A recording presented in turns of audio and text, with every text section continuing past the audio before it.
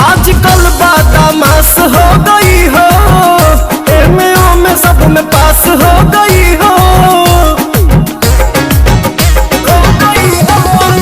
आजकल बदमाश हो गई हो, एमओ में सब में पास हो गई हो। तब आइए ना चूमा लीजिए मेरे मरद, अरे मेरे मरद महोदय जी, लब का उद्घाटन कीजिए मेरे मरद महोदय जी, लब का उद्घाटन कीजिए।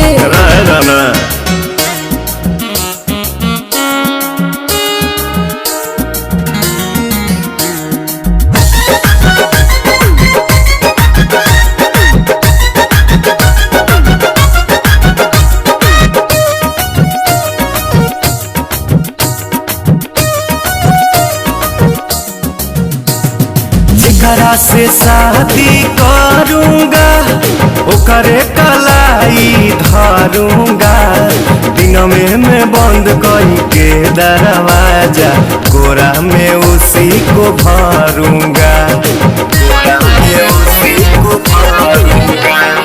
जेकरा से शादी करूंगा ओकरे कलाई धरूंगा, दिन में बंद कई के दरवाजा, कोरा में उसी को भरूंगा। मेरे राजा जी ऐसे ना बोलो, लाज शर्म के शटर तो खोलो, दूध में हल्दी मिला के पीजिए मेरे मरद। अच्छा मेरे मरद महोदय जी, लब का उद्घाटन कीजिए मेरे मरद महोदय जी, लब का उद्घाटन अरे कीजिए ना। और न रे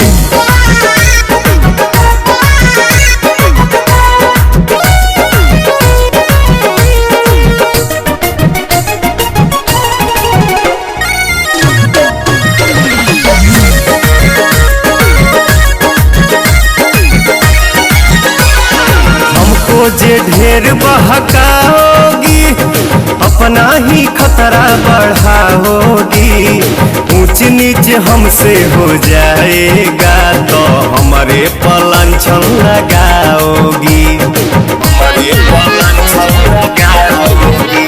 सुन हमको जे ढेर बहकाओगी अपना ही खतरा बढ़ाओगी, ऊंच नीच हमसे हो जाएगा तो हमारे पलांछन लगाओगी।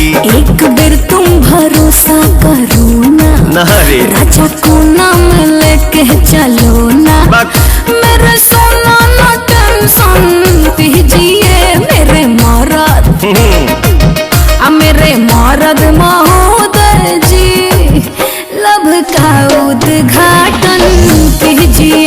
तो हमारा